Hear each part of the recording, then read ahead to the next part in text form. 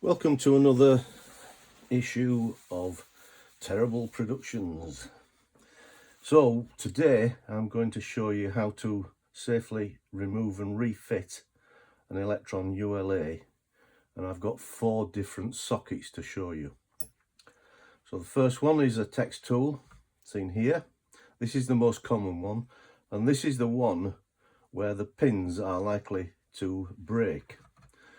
So you remove it by pushing that wire back. The lid flips off and you can just pull out the ULA. And when you're cleaning it, it's these gold areas around the edge that you need to clean. And the best way to do it is with a soft rubber, a Stedler type soft rubber. Give it a good rub, and then to refit it, before you do that, you can check the pins. Check every one. If you've got a magnifying glass, it's better, and any that are not the same height as all the rest will be broken, and this is a common fault with this particular type of connector. Okay, to put it back, the Ferranti on the ULA faces west, and the top here, top left, just here, there's a little spring, and that holds it in place. So you've got to make sure that you fit it so the little spring is under tension, and it'll fit into place nicely. If you don't get it correctly, you won't be able to put the lid back on. So push it down and push the clip back up. It's a tight fit. It's meant to be to hold it in place. Okay, the next one. See if we can get it in the right place. Here we go. Now this is a modern version of the text tool, so you won't normally find this in a production machine. However, it's a vaguely similar fit. This time you slide it back, lift it up, and it pops out. You've got some hooks on the back, and again you've got the ULA. Put it back, push that in, move it back as far as you can, press it down and slide it backwards. So that's the second one. The third one, not so common, but you still get them, and these cause a bit of problem with people.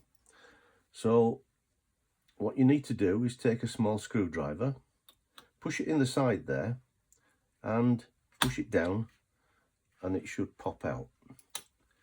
The next one, get it in the side, push it down, and it will pop out. And then you have to lift it up slightly and push it backwards. Now this, removing this will show you a different type of pin.